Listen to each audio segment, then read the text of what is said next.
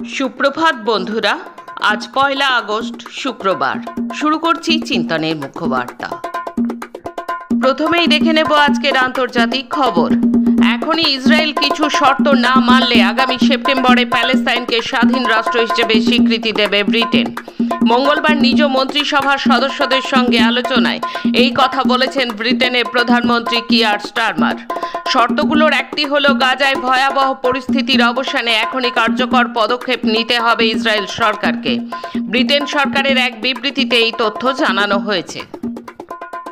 প্যালেস্তাইনের গাজায় চলমান ধ্বংসাত্মক যুদ্ধ বন্ধে এই ভূখণ্ডে হামাসের শাসনের অবসান ঘটানো এবং সংগঠনটিকে নিরস্ত্রীকরণের আহ্বান জানালো কাতার, সৌদি আরব এবং মিশর সহ একাধিক আরব দেশ। ইসরায়েল প্যালেস্তাইন সংকটের দ্বিরাষ্ট্রীয় সমাধানের প্রস্তাব পুনরুজ্জীবিত করতে মঙ্গলবার রাষ্ট্রসংঘের উদ্যোগে নিউ ইয়র্কে সংস্থাটির সদর দপ্তরে একটি সম্মেলনের আয়োজন করা হয়। সেখানে গৃহীত 7 পৃষ্ঠার একটি ঘোষণাপত্রে এই আহ্বান জানানো হয়। ঘোষণাপত্রটিতে সমর্থন জানিয়েছে 17টি দেশ, ইউরোপীয় ইউনিয়ন এবং আরব লীগ। ঘোষণায় বলা হয়েছে, গাজায় যুদ্ধবন্ধে হামাসকে অবশ্যই তার শাসন শেষ করতে হবে এবং আন্তর্জাতিক অংশগ্রহণ ও সমর্থনের মাধ্যমে প্যালেস্তানীয় কর্তৃপক্ষের কাছে অস্ত্র সমর্পণ করতে হবে। এটি একটি সার্বভৌম ও স্বাধীন প্যালেস্তাইন রাষ্ট্র গঠনের পূর্ব শর্ত। আমেরিকা যুক্তরাষ্ট্রের প্রেসিডেন্ট ডোনাল্ড ট্রাম্পের জনপ্রিয়তা আরও কমেছে। তার জনসমর্থনের হার নেমে 40% দাঁড়িয়েছে। দ্বিতীয় মেয়াদে প্রেসিডেন্ট হিসেবে দায়িত্ব নেওয়ার পর তার জনপ্রিয়তা এখন সবচেয়ে কম। অর্থনীতি এবং অভিবাসন ইস্যু সামলাতে তার দক্ষতা নিয়ে উদ্বেগ প্রকাশ করেছেন মার্কিন নাগরিকরা। রাইটার্স এবং ইপসোসার করা একটা নতুন জনমত সমীক্ষায় এই তথ্য জানা গেছে। মার্কিন চীন শুল্ক যুদ্ধে সাময়িক স্বস্তি। আমেরিকা এবং চীনের কর্মকর্তারা 90 দিনের শুল্ক বিরতি আরও বৃদ্ধি করার বিষয়ে সম্মত হয়েছেন। বিশ্বের এই দুই বৃহত্তম অর্থনীতির মধ্যে বাণিজ্য যুদ্ধ প্রশমনে সুইডেনের স্টকহোমে টানা 2 দিন গঠনমূলক আলোচনা শেষে উভয় পক্ষই মঙ্গলবার এই বিষয়ে সম্মতিতে পৌঁছয়। আন্তর্জাতিক অর্থনৈতিক বিশেষজ্ঞদের মতে এই দুই দেশের মধ্যকার বাণিজ্য যুদ্ধ বৈশ্বিক প্রবৃদ্ধির ওপর বড় হুমকি তৈরি করছে। যুদ্ধবিরতি কার্যকর হবার কয়েক ঘন্টার মধ্যেই থাইল্যান্ডের সেনাবাহিনী কম্বোডিয়ার বিরুদ্ধে যুদ্ধবিরতি লঙ্ঘনের অভিযোগ তুলেছে।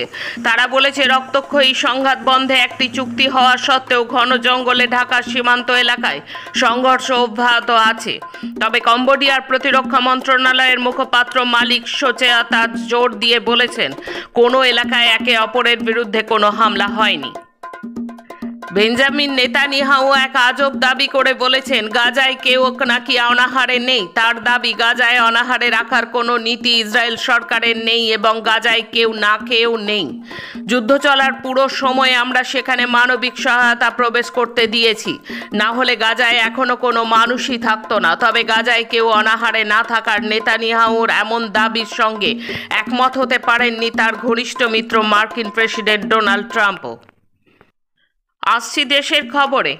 ভারত থেকে আমদানিকৃত পণ্যে 25% শুল্ক সমেত জরিমানা ঘোষণা করেই থেমে থাকেননি মোদির my dear friend Donald Trump. বুধবার থেকে বৃহস্পতিবার এক নাগাড়ে ভারতকে উদ্দেশ্য করে কার্যত টিকাটিপ্পণী কাটা শুরু করেছেন আমেরিকার রাষ্ট্রপতি ট্রাম্প।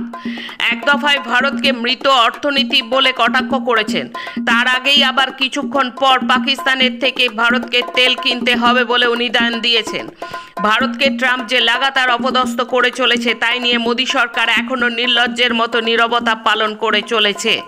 এদিকে বৃহস্পতিবার সংবাদ সংস্থা সূত্রে জানা গেছে, ভারতের 4 রাষ্ট্রায়ত্ত তেল সংস্থা নাকি ট্রাম্পের জুলুম মেনে নিয়ে রাশিয়ার থেকে অপরিশোধিত তেল কেনা বন্ধ করে দিয়েছে। রাজনৈতিক বিশেষজ্ঞরা বলছেন, স্বাধীন ভারতের ইতিহাসে এর আগে ভারতকে কোনো বিদেশি শাসক এই ভাষায় অপদস্থ করে তার ওপর এইভাবে যা ইচ্ছে তাই চাপিয়ে দিতে পারেনি।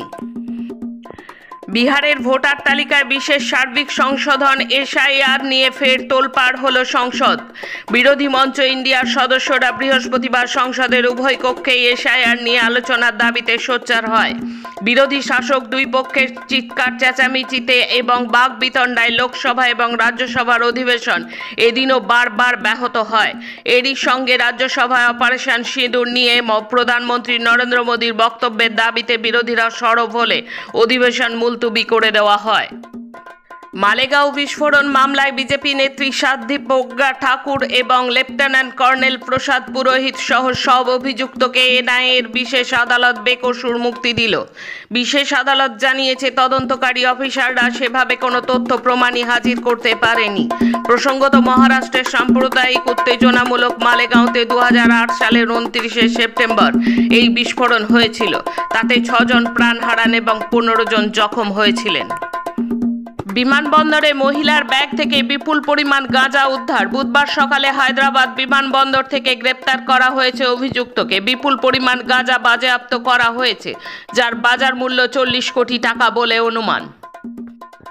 আবারও মাঝপথে থেমে গেল এয়ার ইন্ডিয়ার আন্তর্জাতিক উড়ান। বৃহস্পতিবার দিল্লি থেকে লন্ডনগামী এয়ার ইন্ডিয়ার একটি বোয়িং 787-9 ড্রিম লাইনার বিমান যাত্রা শুরু করার কিছুক্ষণের মধ্যেই ফিরে এলো দিল্লি বিমানবন্দরে। সংস্থার তরফে জানানো হয়েছে, সন্দেহজনক প্রযুক্তিগত ত্রুটি দেখা দেওয়ায় ককপিট ক্রুরা সাবধানতামূলক পদক্ষেপ হিসেবে উড়ান বাতিল করেন। প্রধানমন্ত্রী নরেন্দ্র মোদী সংসদে 2 ঘন্টার বক্তৃতায় পহেলগাঁও নিহত 26 জনের সম্পর্কে একটি কথাও বললেন না। আক্ষেপ শুভম দ্বিবেদীর স্ত্রী ঐশান্যার। গত 12ই ফেব্রুয়ারি ঐশান্যার বিয়ে হয়েছিল কানপুরের ব্যবসায়ী শুভমের সঙ্গে। 22শে এপ্রিল স্ত্রীর চোখের সামনে পহেলগাঁওয়ে জঙ্গিদের গুলিতে খুন হন শুভম। ওই হামলার পরে অপারেশন সিঁদুরে পাকিস্তানে জঙ্গি ঘাঁটি ধ্বংস করেছে ভারত। চলতি অধিবেশনে সংসদে অভিযানটি নিয়ে আলোচনার সূত্রে তিনি বলেছেন, একটাই বড় দুঃখ আমার, প্রধানমন্ত্রী ওই 26 জনকে নিয়ে একটি কথাও বললেন না। এখন রাজ্যের খবর। আগামী 7ই আগস্ট প্রকাশিত হতে পারে জয়েন্টের ফলাফল। বৃহস্পতিবার সাংবাদিক সম্মেলন করে জানালেন রাজ্য জয়েন্ট এন্ট্রান্স বোর্ডের চেয়ারম্যান সোনালী চক্রবর্তী ব্যানার্জি। তিনি বলেন, গত 27 এপ্রিল জয়েন্ট পরীক্ষা হয়। বোর্ড জুন মাসের 5 তারিখ ফলাফল প্রকাশ করবে বলে ঠিক করেছিল। ওবিসি সংক্রান্ত বিষয়ের জন্য আটকে থাকে। সুপ্রিম কোর্টের 28 তারিখ ওই ওবিসি সংক্রান্ত মামলা রায় দিয়েছে। তারপর উচ্চ শিক্ষা দপ্তর গতকাল নির্দেশিকা পাঠায়, তারপর বিজ্ঞপ্তি জারি করা হয়। তিনি আরও বলেছেন, পরীক্ষার্থীদের তাদের সামাজিক বিভাগ আপডেট করার কথা বলা হয়েছে। 31শে জুলাই, 1লা এবং 2রা আগস্ট লিঙ্ক খোলা থাকবে এই কাজের জন্য। SMS-ও পাঠানো হয়েছে পরীক্ষার্থীদের। তাদের থেকে যেই তথ্য পাওয়া যাবে সেই মতো প্রস্তুতি সম্পন্ন করা হবে। প্রাথমিকে নিয়োগ সংক্রান্ত মামলায় ফের হাজিরা এড়ালেন বোলপুরের বিধায়ক তথা রাজ্যের ক্ষুদ্র ও কুটির শিল্পমন্ত্রী চন্দ্রনাথ সিংহ। বৃহস্পতিবার কেন্দ্রীয় তদন্তকারী সংস্থার দপ্তরে হাজিরা দেওয়ার কথা থাকলেও চন্দ্রনাথ যাননি। সূত্রের খবর, তিনি তার বোলপুরের বাড়িতেই রয়েছেন। অর্থাৎ এই নিয়ে দ্বিতীয়বার ইডির হাজিরা এড়ালেন মন্ত্রী। রাজ্যের মোট কলেজের আসন সংখ্যা 9.5 লক্ষ। তার মধ্যে ফর্ম ফিল আপ করেছে 3.5 লক্ষ। বৃহস্পতিবার এমনই দাবি করা হলো এসএফআইয়ের পক্ষ থেকে। এসএফআইয়ের রাজ্য সম্পাদক দেবাঞ্জন দেব বলেন, এসএফআইয়ের এই সামাজিক সংকটকে চিহ্নিত করে এসেছে। বলেছে, সরকারি শিক্ষা ব্যবস্থা এবং লেখাপড়ার গুরুত্বকে শেষ করে দিচ্ছে তৃণমূল সরকার। তার প্রমাণ এই বছরে কলেজের ভর্তি প্রক্রিয়া। উচ্চ মাধ্যমিক পরীক্ষার 1 মাস পর ভর্তি প্রক্রিয়া শুরু হয়েছে। কলেজে কলেজে আসন খালি। গত বছরও রাজ্যের একাধিক কলেজে আসন খালি থেকেছে। সরকারি উচ্চশিক্ষা কেন্দ্রকে প্রায় তুলে দেওয়া হচ্ছে। বেসরকারি কলেজগুলোকে সুবিধে করে দেওয়া হচ্ছে, বাধ্য করা হচ্ছে সেখানে ভর্তি হওয়ার জন্য। যার টাকা আছে তারা সেখানে যাচ্ছে, কিন্তু যাদের পক্ষে এই বিপুল টাকা খরচ করা সম্ভব হচ্ছে না তারা পরিযায়ী হচ্ছে।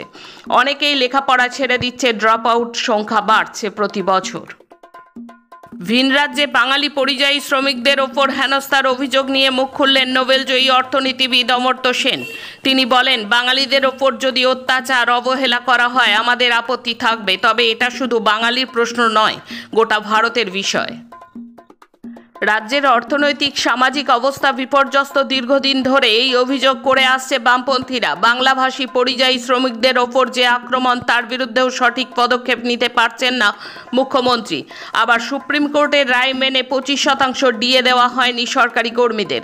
সেখানে কোষাগারের অভাবের কারণ হিসেবে দেখানো হয়েছে কোটি কোটি টাকা উকিলদের পিছনে খরচ করে।